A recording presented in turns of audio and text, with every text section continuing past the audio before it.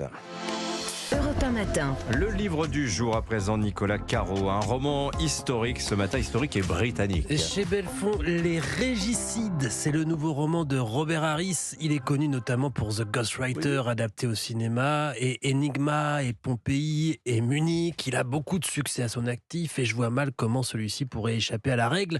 Ça commence à Boston, en Amérique, en 1660. Un navire en provenance de Londres vient d'accoster. Il s'appelle la Prudent Mary, la Marie Prudente. Parmi les passagers, deux hommes qui nous intéressent particulièrement, le colonel Edward Whalley et son gendre, le colonel William Goff, Ned et Will pour les intimes. Alors qui sont Ned et Will ? Des fuyards, des fugitifs. Ils sont accueillis dans la maison des Gockin, fervents partisans du Lord Protecteur alias Olivier Cromwell, qui a mené la révolte contre le roi Charles Ier d'Angleterre. D'ailleurs, Whalley et Goff ont signé à l'époque la condamnation à mort du roi, qui a été exécuté et décapité en 1949. Mais depuis, la monarchie a été restaurée et pour eux, il faisait plus très bon vivre en Angleterre. Ils sont poursuivis par le pouvoir.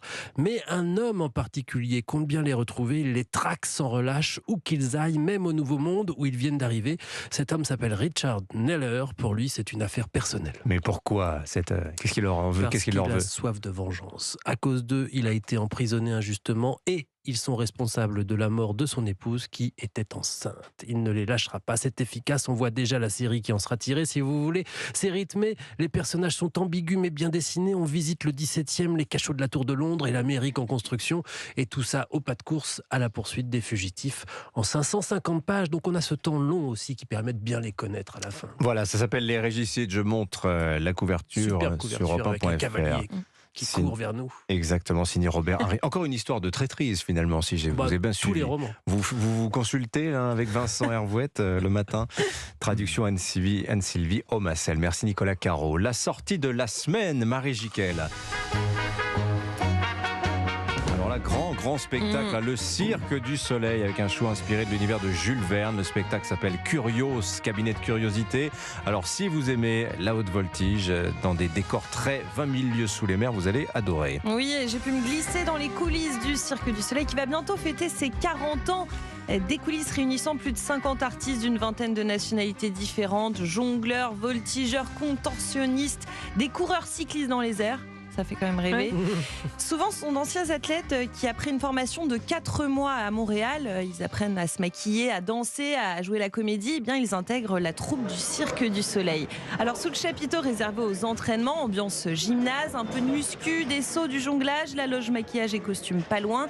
Les artistes s'échauffent comme tous les jours dans une ambiance bon enfant. Benjamin Anakin, artiste acrobate, présente un numéro de trampoline assez insolite. Il s'envole à 11 mètres de haut sans protection et il tente parfois de se lancer des nouveaux défis.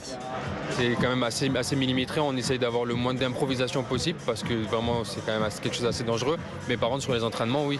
Les entraînements servent à ça, justement de tenter de nouvelles choses. Un salto en plus par exemple ou comme vous dites un mètre plus haut. Avec lui pour ce numéro dans les airs sur son filet rebond, Mathieu Benner est lui aussi gymnaste. Qu'est-ce que ça fait de sauter jusqu'à 14 mètres de haut ? C'est être comme un enfant en fait. C'est tous les jours j'ai la chance de pouvoir m'amuser en fait avec mes potes sur un filet rebond et on rigole bien et c'est une bonne ambiance quoi. C'est ça. C'est mon travail, c'est juste m'amuser en fait. C'est ça qui est cool.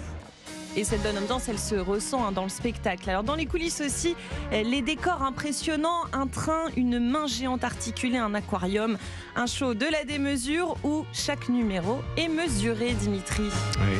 Le Cirque du Soleil, il y a déjà 110 000 spectateurs pour Curios. Donc ce spectacle, en ce moment, c'est en France, c'est jusqu'au 14 janvier. C'est du côté, c'est à Chatou, c'est ça Oui, en banlieue parisienne. Est-ce qu'une tournée est prévue ? Non. Ils tournent enfin, je veux dire, est-ce qu'ils vont bouger en France, ailleurs qu'à Chatou ? C'est sur l'île des impressionnistes. Non. 14 mètres, vous imaginez ? Oui, ça fait une belle chute, c'est vrai. C'est vrai. À l'ascension, ça va, la redescente est quand même, ça peut être facile. Rigolo, Vincent Hervé, je vous y vois bien, vous. Moi, j'aime tous les cirques, même celui du Soleil. Merci, les amis.